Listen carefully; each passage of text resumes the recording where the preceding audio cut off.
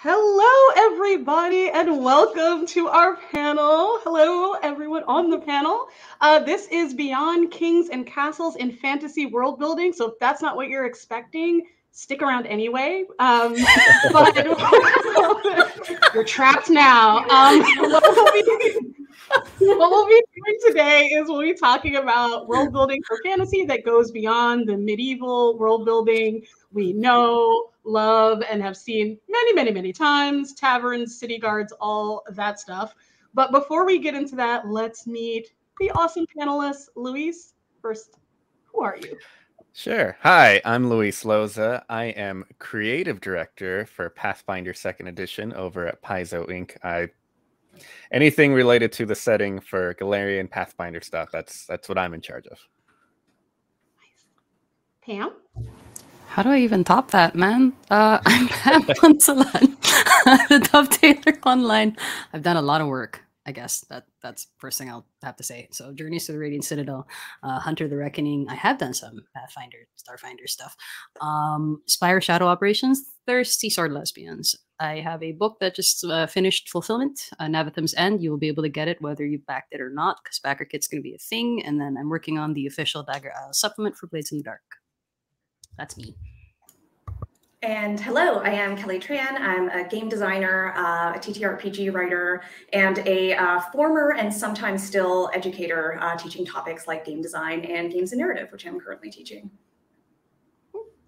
And I am your moderator, Erin Roberts. I am a game writer. I do a lot of world building and game writing for Pathfinder, Starfinder. I also worked on Journeys to the Radiant Citadel and Hunter the Reckoning, so I'm used to hanging with Pam. And I'm excited to just dive in. Who cares who we are? Let's talk about world building. So I want to start with like where we are now. Like we talk about moving beyond these tropes, but like, what are they? So I want to know like, what are the tropes, the sort of fantasy tropes that you have seen like a zillion times? And I'm trying to challenge you to say, why do you think whatever trope it is so popular? Why do you think people are going to it over and over again? Anybody? I think it can be summed up with pretty much with one series. It's Lord of the Rings. Right. Lord of the Rings has been around forever and was the seminal fantasy thing. And for a long time, that's all anyone ever knew, if anything at all. So that's the only touchstone people had for 70 years. Agreed. What do you think? Like, what comes out? Like, what are some things when you think Lord of the Rings? Like, what do you think trope-wise? All of it. It's got wizards. It's got, it honestly, it just was so defining that it's just, you say Lord of the Rings and people know what you're talking about. The only other thing that comes to mind is maybe like Arthurian fantasy, but it's knights in shining armor. It's dragons. It's, wizards in high towers. It's monsters hiding in dark caves that you can go slay, and ancient treasures and magic, and dainty elves that are ethereal and know much better than you, and things like that. Any other ones to throw on the pile, Pam or Kelly? Actually, for me, I'm gonna, since Luis covered the Western side, this might be more specific to people in Asia, Southeast Asia in particular. Anything Japan, samurai, castes, all of that. Like some people literally turning that whole culture into a commodity for their use, or something that you're supposed to aspire to in your fantasy. So if you talk to a lot of baby designers in the Philippines in particular, they're either going to write from the Lord of the Rings paradigm, or they're going to pick something out of anime, some kind of glorified idea of Japan. And you can imagine how complicated that is, given that my country was literally occupied by that country in World War II. So we have a very rife relationship with both America, with its Tolkien-esque stuff, and even the UK, by the way. Because the UK, fun fact, the UK colonized us for 3 years. So anything of the tropes that you name are things that are complicated to us. So that's what I'm going to throw in the pile. Yeah, and I'll say I'm going to go a little broader with the kinds of tropes we might see. So things like a chosen one narrative, very popular, kind of a shorthand for, making something, a character sort of narratively important. We have things like Anything to do with like a singular hero overcoming things, right? We probably have Joseph Campbell in the hero's journey to thank for a lot of that kind of that trope that we see. You know, magical artifacts, ancient evil, right? Speaking of Lord of the Rings, that's another big one we see, and I think it's because it's an easy way of giving that sort of what is the larger threat, right? Well, it's an ancient evil, so you know, don't worry about it. It's just kind of been lurking there. It's that greater problem for people to overcome. So I think broadly we see, you know, across, you know, even Eastern and Western fantasy, I would say some of these sort of narratives that are constantly reinforced, right? And there's, I think the reason for that, to get to the second part of your question, Aaron, is that, you know, one, honestly, is that humans, we just like having shorthand, and it's an easy way of grounding ourselves with an audience when we have something common to refer to. But then the problem is when we don't break out of that and we keep reinforcing it, it only kind of gets stronger the more narratives we see it in. Cool. Also, prophecies everywhere. Oh, yes.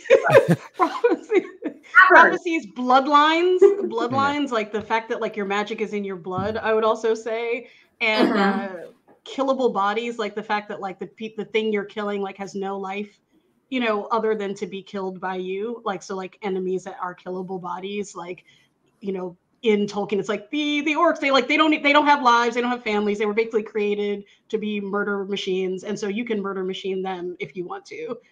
All right. So now we're going to burn all that down. So what do you think people should be reaching for instead? What do you think people, like, if you want to be having those types of shorthands and touchstones, but something different, like, what do you wish people were putting in their stories or their games? Can I start? Because this is a design thing that occupied my brain for a long time. I want people to challenge their sense of what a city is and what a civilization is, because we usually have a very Western sense of what is civilized and therefore what should be in a city.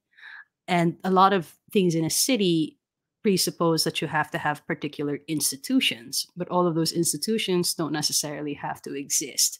The concrete example I have is the work that is being done in Dagger Isles right now. I don't actually call any of the locations a city on purpose. They are called mandalas. And that is not just a fancy thing that I came up with without research. In Southeast Asian studies, they are insistent on the idea that the centers where people gather, like I can't even call them polities because that's a loaded term, basically where there's a lot of people who all came together in a community or several, you have a mandala of control. And those mandalas all structured their places differently, even though they were technically the same group or same body of people. That's the Southeast Asian way of looking at a pre-colonial structures of a quote unquote city. So I want people to challenge that idea that your city has to be built a particular way, that it has to have these kinds of roads or these kinds of fortifications, or it has to have police. Like, let's go there. It has to have police. You don't have to do anything. So if you really look at like the bits that you understand your culture to be, then you can start questioning more of like, is this really necessary? Like, again, just to wrap up with the mandalas, the reason why it's considered a zone of control is because technically we didn't even have kings. That's the fun part. In the Filipino language, datu means great man. It might not even have been a man. And that's not a leader. That's not a king. They're not like a supreme person in charge. There's someone that everybody kind of looked at and said, hey, that's our guy for now. Right? They didn't really give them some kind of divine mandate, right? So that also interrogates the idea of leadership. So start with interrogating city. Where do people live? Where do they have to live? How must they survive? So that's my thing.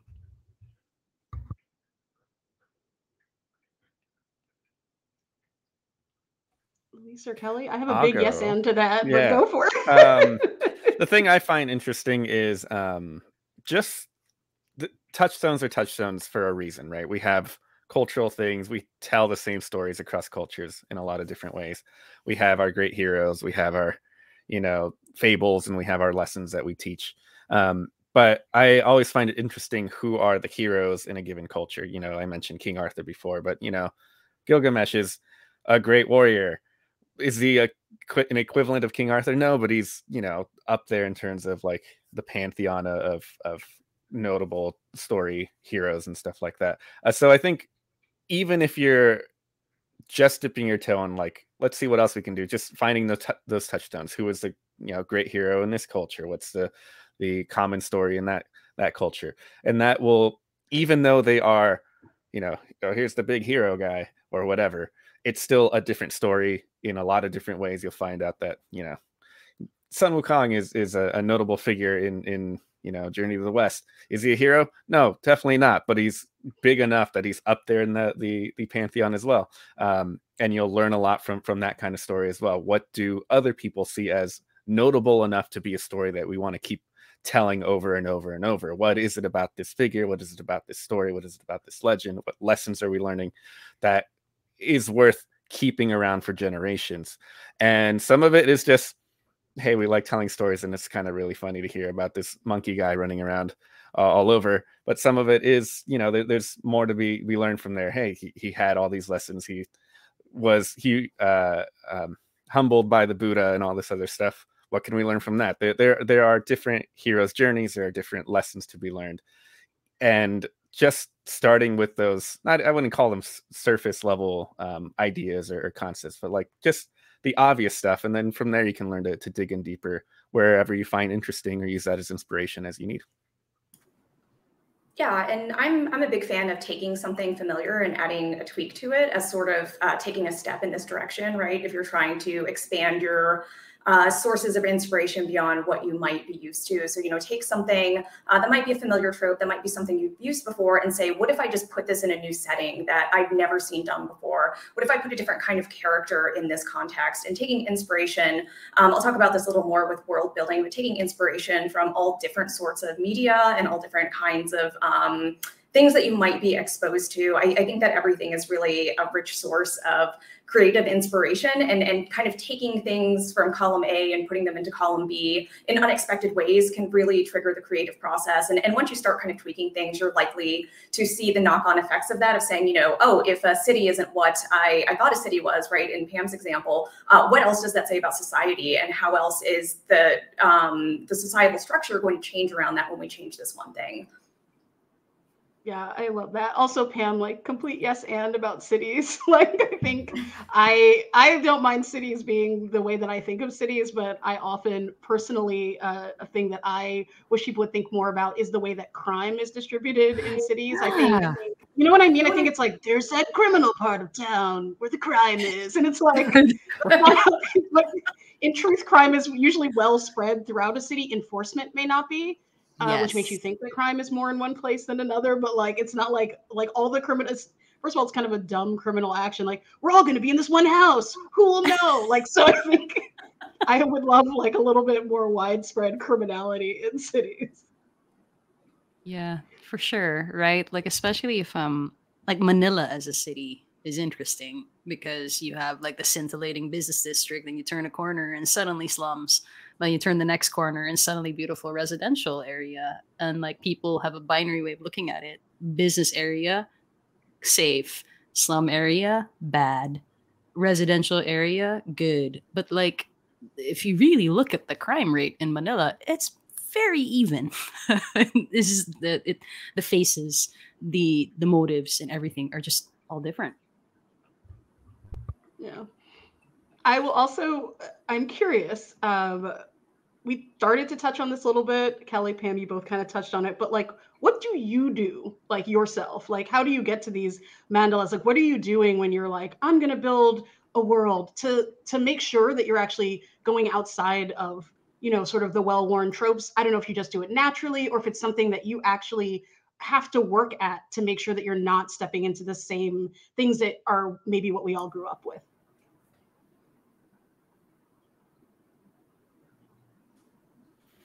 I think I take the approach, if I'll give Pam, Kelly some time to think, take the approach of doing what Kelly suggested, is take a familiar thing, add a wrinkle, do the yes, but kind of thing. This is your typical city, but it turns out that reforming criminals, there's a whole different system involved than just throwing them in jail and throwing away the key, right? Things like that. That's all you really need to suddenly have a whole new idea and spin that out from wherever. Yes, this is a typical city, but it turns out that the sewers produce a gas that gets everyone high. I don't know. I'm coming up with on the fly. What does that mean? Going there? Everyone? No, just kidding. What does that mean for everyone, right? What does that mean that suddenly the city is bottling that and exporting it? Does that mean that the sewers are locked off on purpose? Does that mean that there are people who intentionally live down there so they can hide away from the rigors of typical life? That there's a lot. It could be all three of those, right? Just adding that extra. Here's a cool thing, but here's the unfamiliar twist goes a long way, I think. And as soon as you have just that nugget of an idea, you can really run with it in a lot of different ways, or tell it to someone else and see how they run with it. I have the luxury of getting to hire people like Pam and saying, here's my idea with the gas sewers, do what you want to do. And it turns out maybe Pam will come out with 4 other ideas I didn't come up with right now, and all of them could be valid. So just presenting that to people, I get to create worlds that people interface with directly by playing role-playing games, and they get to explore those themes. So putting out just a couple of interesting themes and ideas is more than enough, I think, to get the ball rolling in a lot of cases. I think I answered this question in many different ways earlier, and I think even during the video game panel, actually. I like to think of a body as made of sediment, and each grain is coming from somewhere, whether it's a sense or a feeling or family or whatnot. And then I kind of work from there, like removing like the human shaped thing and then taking apart the little bits and pieces and then attempting to describe it to somebody who might have no context at all. Because essentially that's what a lot of game design can be. You're presenting it to someone who is also a body of sediment, and their sediment is entirely different from yours. There will be common grains and common atoms, but like they're an entirely different person. And even the way that they read your text will not be the way that you read the text, will not be the way that your mom will read your text. Definitely your mother, right? At least in my experience, my parents are like, cool, my daughter's a writer. And I'm like, but also, yes, right? So, and like I've done a lot of work dwelling in the worlds of other people. So I guess something specific to me, at least, is trying to find my presence or absence in their perception of their world. As a queer woman of color, where would I be? Am I even there at all? If I am there, do I like what I see? If I'm not there, how do I literally cut out a space shaped like me and put that into my design? Again, that could be very specific to me, but that's part of my process. Yeah, I feel like Louise said a lot of the things that I was going to say about sort of tweaking one thing. So I'll add to that another way to think about it is how can I subvert something about this, right? So instead of just tweaking, how can I be subversive with the way that I'm changing it and changing it in a way that is deliberate, and seeing, again, what the knock-on effects of that are, where, man, I've really subverted something kind of fundamental about the assumptions that somebody might have coming into this. And so now that I've done that, what happens after that? And how can I build upon that? Yeah, I'll say for myself that I like to pretend like a small child is asking me. So sometimes I'll start with a concept and then, like, kids ask why all the time. So a great world building technique for me is like pretend like a small, like very insightful child is like, but why? But why? But why? Because I find that a lot of times, like, there are systems that you'll build into a world and never think about it. Like, how do people get around? Or like, why is this here? And a little kids are great at like breaking apart the worlds that you set for yourself, which makes me think of a random question, which is there a tweak? Like, are there any tweaks that you're worried about? Like, is there a place where you tweak it so far that like the world no longer works, or that like you can you break a world, and how? Yeah, I think absolutely. One of the little kid questions that I always ask myself whenever creating something new, usually a settlement or a place where people live of some kind. And if I can't answer this, I recognize that it's broken, is what do they eat? You know, if I can't answer that question, if I can't explain what they eat, whether it's, you know, simple as they have some farms here or mana rains down from the sky, you know, kind of stuff. If they don't have a means of eating, people can't live there, and they wouldn't live there in the first place. And from there stems a lot of other questions. Okay, well, where do they get their water? Do they have to get it from other people? Do they trade? So on and so forth. But if that core question of what do they eat, how do they survive, how do they even stay alive, can't be answered, then it's a world that doesn't work. And sometimes the answer is they don't eat because they are plant people and the sun feeds them. Great. But, you know, but there has to be some kind of response, even if it's they don't need to eat because of X, Y, and Z. That has to be a thing. So there are definitely worlds that can be broken. At least in my opinion, if you can't answer that, your world is already broken. Yeah, and I think breaking internal consistency is one of the fastest ways to break a world too. So if you're tweaking things that are at odds with one another, so your audience is going to say, well, wait, you know, this other thing doesn't make sense with this, your world is going to start to fall apart, not just for your audience, but for you as well, right? Because you're going to look through all your world building and say, you know, how the heck does any of this happen?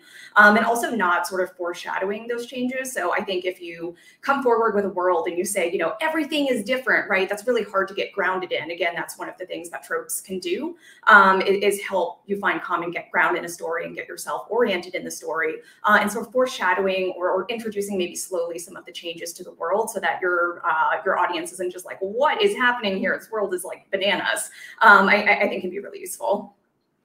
Yeah, we talk about, before you go, something to talk about in prose writing, because I also write prose, is the strangeness budget, which is the idea that there is actually a limit to the amount of totally different from human experience elements that one person can like conceive. So if you want to go really strange in one element of a story, then you need to like have grounding elements in the other place. Like you can't go strange in both like sentence structure, language, like culture. You have to sort of find something for people to hold on to that's part of maybe not their human experience, but a human experience. But anyway, Pam, break worlds for us.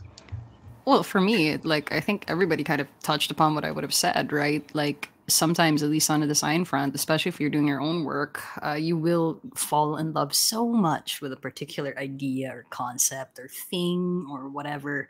But then eventually, as you write the rest of your scaffolding, you might realize, I don't think this is going to work in this. So that becomes an entirely different something, whether it becomes a short story or its own novel or a twine game or something, right? Like, you can't cram everything into, okay, if you want to, go ahead. I'm not your mom.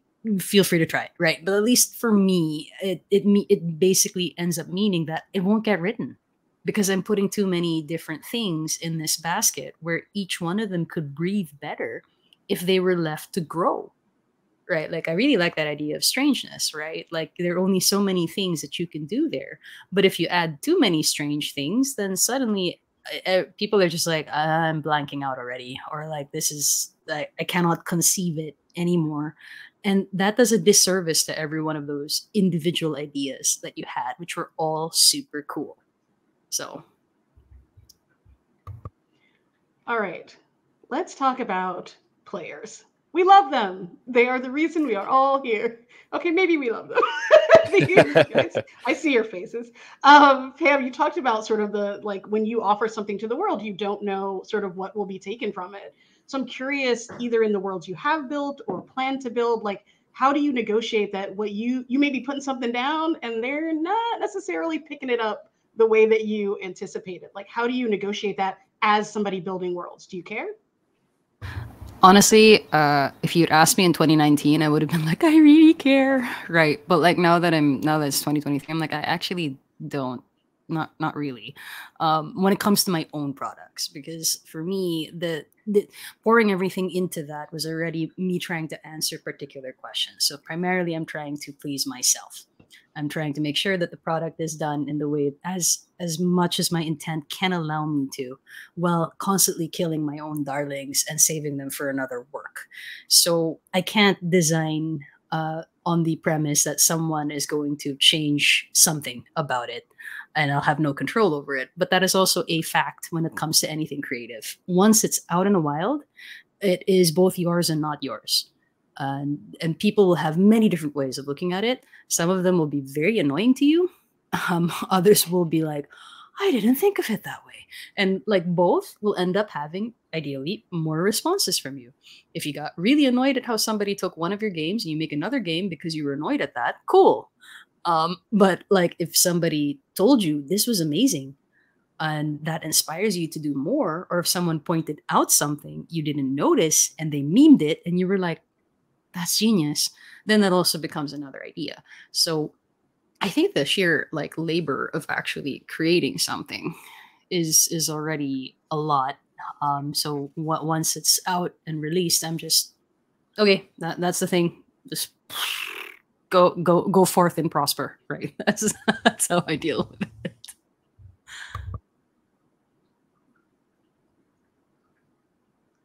I'll say for myself. No, go ahead, Luis. I was gonna say, well, I think you can't have your world or whatever game you make be everybody for every person at all times, right? That's just how things are. I have the luxury of having this immense game world that I'm director of and has been around for 15 years now. I don't connect with all of it myself, even the same way that I do with certain parts. There are parts I really, really enjoy, and the other ones I'm like, they're there too. Hello. And that's the same for any player, any reader. They will find something that they really like. There are some people that occasionally still ask me about obscure thing from 10 years ago that I'm sure was just 2 lines in one book that they're the only person that even remembers anymore. And I'm so happy for them, right? I just know that someone will find the thing. You'll find an audience for anything. It's just whether or not that's where you want to be spending your time. I think as a creator, that really matters. I think if you get inspiration, like Pam said, if someone else comes back to you and says, I really like this, and it told, I got inspired to do X, Y, and Z with it, maybe you'll get a shot in the arm and renewed sense of love for that kind of thing. If not, that's fine.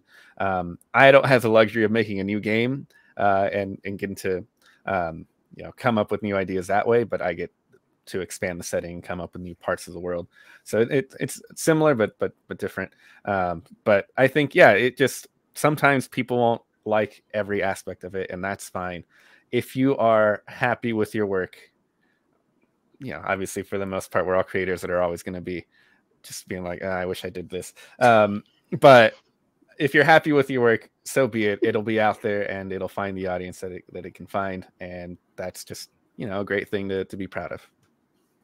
Yeah, I honestly just feel like +1 to both of those answers. Like those are, I think that's the attitude. And, that's the great thing about how big the TTRPG landscape is now, and sort of as we get more diverse voices and as we get more people in the space, it's like, there's something for you. And, if this one isn't for you, bud, like, I don't know, find something else. Like, there is, of course, right, if we're talking about a commercial product, right, there are considerations for that. But, I really think that being authentic in your own voice is a really important part of being a creative. Yeah, I'll say for my part, I like to watch actual plays of people writing, like playing adventures and stuff of things I wrote, just to see what does resonate. Like, because even though I can't redo that, and I'll be like, no, they came up with this brilliant idea. I should have had it myself. I do like to, I'll note it for next time. Like, next time, ask this question. Like, this might have gotten you there. And even though I may never be able to revisit that particular world, especially if I'm working in other people's IP, like, I will be like, this is the type of thinking that I want to do, like, for the future. And so sometimes I like, and it's interesting to see things that, like, I thought were so brilliant and, like, no one uses them. And I'm like, at least publicly. I can't go to every table, sadly. But like, it's interesting to just kind of get a sense of where you are for where everybody else is. Always, I think. Here's something not my strong suit, so I'm going to ask smart people like you, mechanics. Do you find, like, how do you find, like, dealing with the mechanics or, like, the system that you're writing in? How does that affect your world building? Like, if you have to write a bunch of combat and you're like, I would rather write non-violent solutions, or you need to write a heist, but you don't like prison guards. How do you deal with, like, trying to make your world building sort of what you find important work within kind of somebody else's mechanical framework, or even your own? this is where I like to get subversive too. And you know, while staying in, especially if you're, you know, writing for a particular system that you don't have a lot of choice in terms of modifying it, finding ways to play within that, and finding ways to sort of say things through the game mechanics. So, you know, coming up with really interesting sort of encounters or if you want to do kind of a non-combat thing, what are some interesting, like unexpected, say in something like 5e, like what's a really unexpected stat check to have for something, right? What is like a really unexpected way of resolving this? And I think playing around with stuff like that can really, really start to make it. And I think it's one of those things where it's a delicate balance too, where if you have like wild mechanics that are different and wild story and everything's unfamiliar, right? People are going to be like, I don't know, this is like a lot. So, you know, I think there's a balance where you can't get too weird with everything all at once. But it is definitely something that I think is an extremely fun space to play. As somebody who does like mechanics, right? So it's a really fun space to play in and kind of, again, be a little subversive with like, that's not really how that mechanic is intended to be used, but like there's no rule that says a dog can't play basketball. So, all right, it's in there. There's a whole movie about it.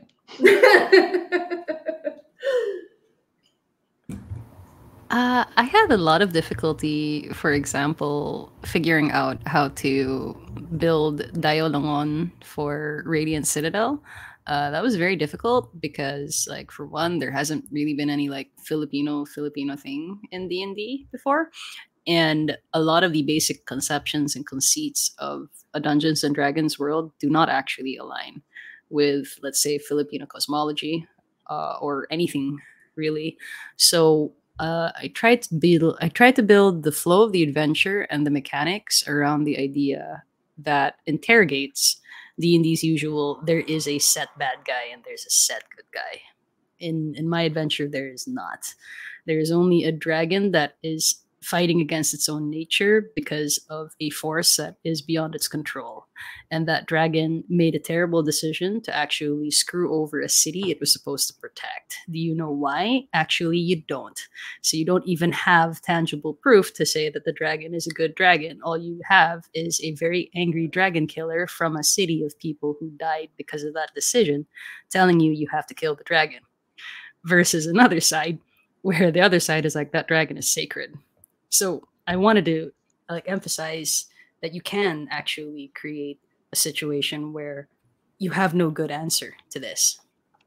You only will have its consequences and maybe some rewards depending on how you look at it. So that I use that as my capital example, I guess, because it was one of the more challenging designs that I did.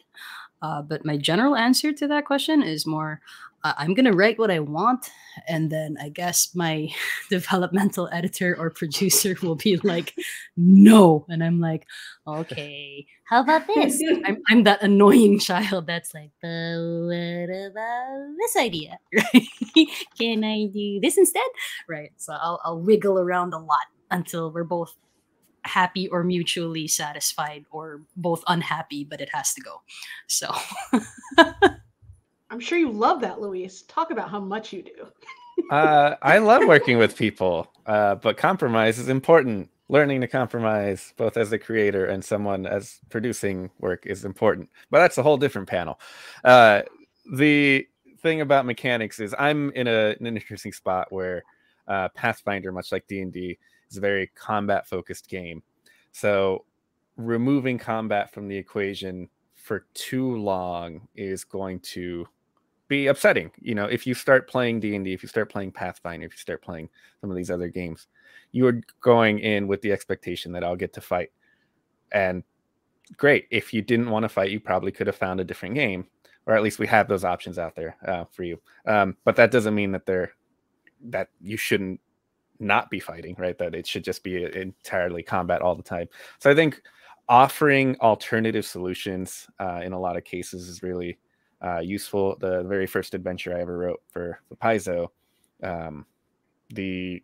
every encounter except for ones with constructs and undead, just because it's a robot, it doesn't have any feelings, or it's undead, so just to go and destroy it, had some alternative solution, had some way to stop the fight, some diplomatic solution. Maybe you had the right item with you and you can hand it over to someone because they were missing a thing or whatever. There were alternate solutions for every single encounter. Would you be able to get all of those alternate solutions? Probably not, but they were there, and I wanted to inspire GMs and players to like think, how else can we do this? I haven't done that with every single adventure, but I wanted to make sure that the one event at the time, I'm like, this is the only one I'll ever get to write. I'll make sure it's got that footprint in mind.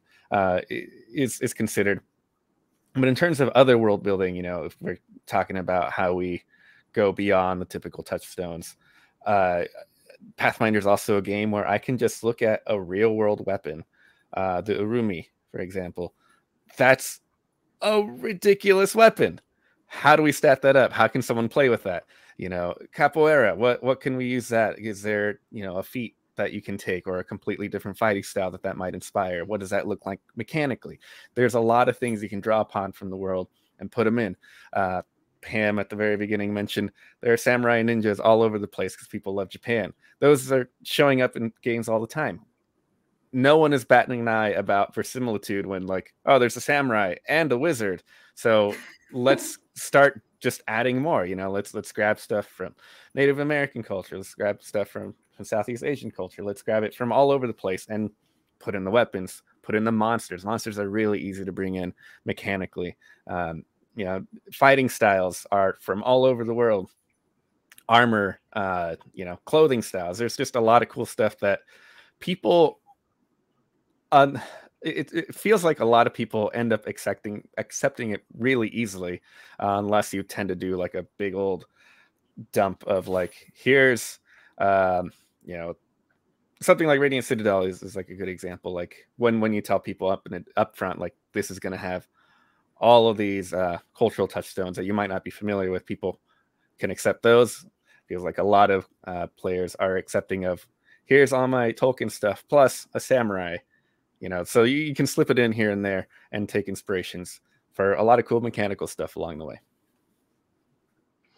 Yeah, I'm going to ask, I don't know if we have any questions in chat because I'm not looking at it, but if we do, we have about 13 minutes left. I got plenty of questions, but want to leave space for everybody and also remind you that we will be in Discord afterwards, or at least I will. I'm not speaking for these other fine people if you have questions there. But one question that I think often comes up when we talk about this is the idea that like, well, what if I do it wrong? I don't love the question, but it's in people's minds. And so I'm going to put it out there for you all. Like, as you're taking these different inspirations, are there things you should be watching for? Are there things you should be careful of? Or should you just kind of like do whatever you want and see what happens? Oh man, I always get that question, especially I know. in interviews, right? I am now that guy. Yeah, right. Like, and it's I haven't changed my answer yet. Like, I don't think I ever will. You will fuck up. There will be times when you're gonna fuck up, and that's okay. That's part of the creative process. Hopefully, it will not be too painful. Hopefully, it will not stop you from designing. But you will screw up. You will at times be unhappy with your own design, that you didn't do enough, that you didn't do this or that, right? But like, you have to keep at it, because every creation that you have, whether it is for a client or for yourself, is a response to something, right? Whether that is your grief or your spite or your need for money, even, hi, yeah, I need money, right? Like, there's always some kind of motivation to it, and that as a result, you created something. Was it its own thing? Did it respond to something? Did it subvert something? Was it inspired? Was it part of your curiosity? Whatever, right? This is particularly resonant to me as somebody coming from the Philippines, because and I'm going to share this with everybody again, like, the unique Filipino problem is that your harshest critics will always come from the home, from your own country, because the big question that is never answered in anything Filipino is, what is Filipino? And people will always go back to a false sense of purity. So your own Filipino people will always measure you against their idea of purity, which is also informed by their own trauma. And that is not a good place to be in. So what a lot of creators end up doing is they end up becoming unapologetic bitches like me, where I do not negotiate with terrorists. My idea of Filipino came from all of the little sediment that made a Pam-shaped person. And if you don't like it, that's not my problem, because I'm going to keep going. And a lot of folks who encountered that answer from me were like, but aren't you scared? And I'm like, yeah, sometimes, but that's not going to stop me, because the alternative is that I stop. because somebody who might not have any effect on my life is mad. So if you frame it in that way, it changes the game, right? Like, how much effect does this person actually have to you? Will it stop you from designing? So I guess that's where I'm coming from. Like, I don't like, yes, you're gonna get it wrong. That's okay. But do the thing. Better that than your voice falling silent.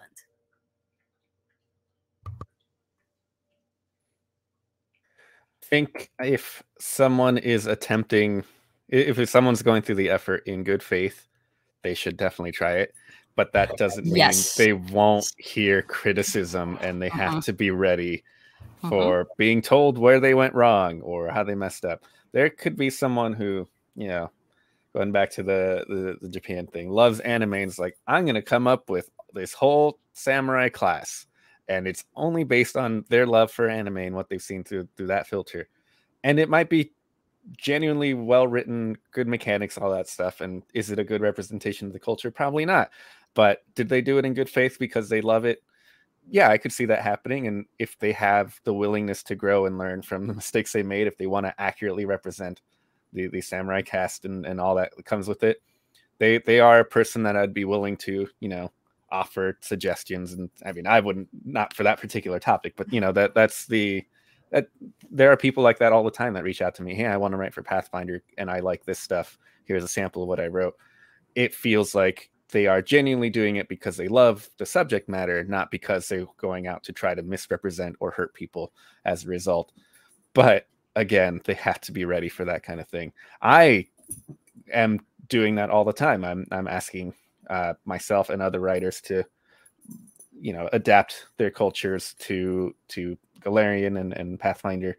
And I, as a Mexican person, probably can't give you the 100% most accurate Mexican representation in Pathfinder, as much as I would love to. It could be that Pam or Kelly or you, Aaron, could end up being someone who has like a Mexican history studies and learns a lot more than I do and could represent it better. That's, so be it, right? Just as long as we are all willing to be ready for that criticism and learn to try and you know, apologize when we get it wrong. I think go ahead and try it, but you know, doesn't hurt to run it by other people first before you put it out there, just to be sure. You know, there's a chance that you can catch it early. Any problems that might be you know, any things that you might have missed because you're so in love with your own material or whatever it might be. Yeah, absolutely. And I think there's sort of a grab bag method of taking inspiration from, say, various cultures. And then there's a version that is interested in, you know, what is the context of this and trying to understand it more and trying to come from that place of, you know, what is this? Why is this interesting? Why is this meaningful to people? As opposed to like, oh, samurai seem cool. Like, I'm going to just like throw them in somewhere, right? And I agree that anytime you can run things by someone, especially somebody who might be, you know, from the culture that you're thinking of, you know, in terms of, I always like message friends when I can. I'm just like, hey, you know, is this cool? What do you think about this? And then of course, there's a lot of great people out there that do cultural consulting and sensitivity consulting around that kind of thing as well. So if that's something that, you know, you have your budget for in your big or small projects, you know, I always think that's a great approach. But, you know, and that being said, even with all of that, like you probably are going to mess something up at some point. But again, having grace toward people that are coming from that genuine place, that really are trying to respect and understand something, as opposed to, you know, sort of a more negative version of that. I think, you know, giving that to other people and hoping for it for yourself is really the best we can do. Yeah, Kelly, you make me think of something that I always think, which is like, you can't view cultures outside of your own, or even your own culture, because we all have culture. Something I love to remind people, everyone has culture. Yours may be invisible because it's more dominant, but it's still a culture. But like, it can't be the croutons on the salad. Like, it can't be like, I'm going to sprinkle culture in at the end. It really should also inform, like, what was the place that like created us? Like, why is there samurai here? Like, why is this awesome weapon here? Like, trying to think of like those steps, those like that little kid why, if there's something cool you want to add, versus just kind of like putting it in at the end and then it doesn't mesh with everything else that's going on. We have a quick question from the chat, which is, how would you recommend doing world building based on European history? Like if you want to, like, is there room for that in the space? And I'm just going to start by saying that I think one thing that sometimes people make a mistake of thinking is that changing culture alone is the only way to subvert expectations and storytelling tropes. Like the chosen one can happen anywhere, and not the chosen one can happen anywhere. And so I would say, number one, there's a lot of Europe outside of Tolkien's Europe, but also like I think there's a lot that you can do even in the way that we tell stories and the way that we build worlds. But what do y'all think about original story building, other European history? Can we do it? Yeah, absolutely. Especially if, and I'm going to become the uncomfortable one there. Like, what if you're Spanish and you actually want to talk about what happened in the Philippines from your perspective? Because Spain was in my country for 300 years. So there's something that you might want to be able to explore. Like, Europe is a whole continent. It's not just the Anglo-Saxon perspective. I have heard, for example, one of my good friends from Malta talk a lot about how Maltese culture and representation is basically invisible, right? There's just so much space, so many fun little things that you can approach. And again, if you're not from that culture, but you're fascinated by it, do your research, respect it, talk to friends. Is your intent pure and good? Wonderful. Now, if you're coming in to parody or like be terrible, which is, a rare occurrence, but it happens, maybe you shouldn't be in this panel. But like, if you're coming here because you genuinely want to try, I'm not going to stop you at all. Now, if you need me to critique you, I might, right? But again, as Luis very eloquently put it, you have to be prepared for that. If you love something, you will make the effort, including the painful process of figuring out how to do right with this one specific thing. I think the simplest I can get to is just, if you want a world build, with European inspirations, stop reading fantasy for your research material, right? Actually research, because a lot of fantasy is just, it's England and it's France. That's all the inspirations. Grab other stuff. Go read actual mythology. Go read actual history of the rest of Europe. Read about Ireland. Read about Spain. As you mentioned, read about the Eastern European countries. Just learn about what was actually happening, because our perception of what medieval times look like is a mishmash of a bunch of different time periods that have been kind of diluted and run through all these filters to become what it is nowadays. One book I recommend to anyone, which actually is very eye-opening, is all about the food of actual medieval Europe. It's called What Kings Ate and Wizards Drank. Read that, and okay, and it also comes with recipes. You can try some of them yourself. But it tells you a lot about, like, I actually didn't think this is what people were like. Peasants back in the day are different. So do some research on the real world, and that applies to not just Europe, to everything, right?